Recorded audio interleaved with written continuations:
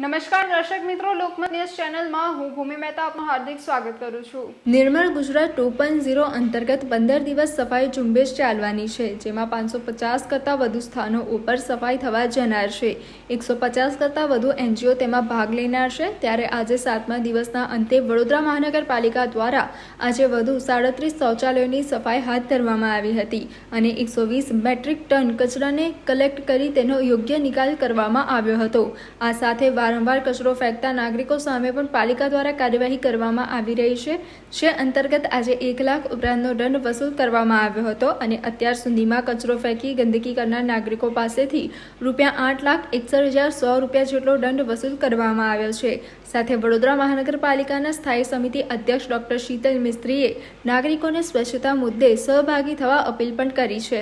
સ્વચ્છ ભારત મિશન અંતર્ગત શહેરી વિકાસ મંત્રાલય દ્વારા નિર્મળ ગુજરાત 2 અંતર્ગત જનભાગીદારી દ્વારા સ્વચ્છતા એ અભિગમ સાથે એ પખવાડિયા સફાઈ ઝુંબેશ પખવાડિયાની શરૂઆત કરવામાં આવી છે। વડોદરામાં 1 તારીખથી લઈ 1 જૂનથી લઈને 15મી જૂન સુધી અલગ અલગ દિવસે અલગ અલગ એરિયાની સાફ સફાઈ થવામાં આવનાર છે।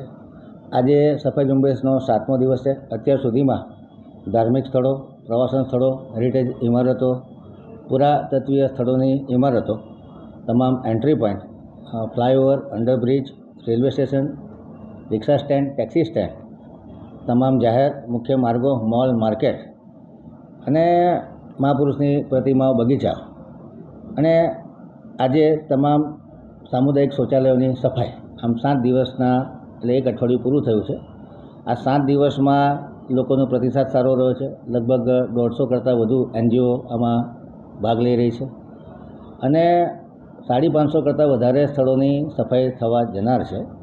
ત્યારે આજે લગભગ 37 જેટલા સામુદાયિક શૌચાલયની સફાઈ કરવામાં આવી અને અત્યાર સુધીમાં 7 દિવસમાં 120 મેટ્રિક ટન જેટલા કચરાનો નિકાલ કરી કલેક્ટ કરી અને એનો યોગ્ય નિકાલ કરેલો છે। એ સિવાય સ્વચ્છતા અંગે જાગૃતિ ફેલાવવા માટે અલગ અલગ આઈસી એક્ટિવિટી કરવામાં આવી છે। 5મી જૂને વિશ્વ પર્યાવરણ દિવસે વૃક્ષારોપણને વેગ આપવાનું કામ કર્યું છે। સિંગલ યુઝ પ્લાસ્ટિક બેન માટે અને કાપડની થેલી અને પેપરની થેલીનું ચલણ વધે અને લોકો સિંગલ યુઝ પ્લાસ્ટિક કે 75 માઇક્રોનથી નાના અને 120 માઇક્રોનથી પણ નાના પ્લાસ્ટિકનો યુઝ ઓછો કરે એ માટેની પણ જાગૃતિ ફેલાવવાનું કામ વડોદરા કોર્પોરેશન દ્વારા કરવામાં આવ્યું છે।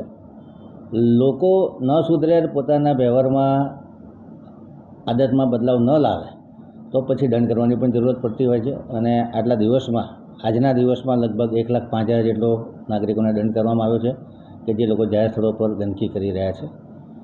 7 દિવસમાં અત્યાર સુધીમાં ₹8,61,100નો દંડ કોર્પોરેશને નાગરિકો પાસે કે જે બેજવાબદારીભર્યું વર્તન કરી રહ્યા છે એમની પાસેથી વસૂલ કરેલો છે। કોર્પોરેશન પોતાનું તંત્ર સજ્જ કરી રહી છે। લોક ભાગીદારી દ્વારા, જન આંદોલન દ્વારા, લોકોના પાર્ટિસિપેશન દ્વારા, એનજીઓના પાર્ટિસિપેશન દ્વારા વડોદરા વધુ સ્વચ્છ અને વધુ ક્લીન સિટી બને એ દિશામાં કોર્પોરેશન કટિબદ્ધ છે। એ દિશામાં કોર્પોરેશન એક પ્રામાણિક પ્રયત્ન કરી રહી છે। આપના માધ્યમથી તમામ નાગરિકો અને તમામ એનજીઓ અને તમામ નાગરિકોને એક વિનંતી છે કે આપણે પણ આપણા સ્વભાવમાં, આદતમાં બદલાવ કરીએ। કોર્પોરેશન જે પ્રયાસ કરી રહી છે એમાં આપણો પોતાનો સહકાર આપીએ। વડોદરા શહેર આવનારા દિવસોમાં ઓપન સ્પોટ્સ ફ્રી સિટી બને, ગાર્બેજ ફ્રી સિટી બને અને સ્વચ્છ, સુંદર, હેલ્ધી અને હેપી બને એ દિશામાં આપણે સૌ સહકાર આપીએ। કોર્પોરેશન પોતાની રીતે કટિબદ્ધ છે। આવનારા દિવસોમાં હજુ પણ વધુ સક્ષમ રીતે સ્વચ્છતા માટે ઝુંબેશ લેવામાં આવશે, વધુ પગલાં ભરવામાં આવશે।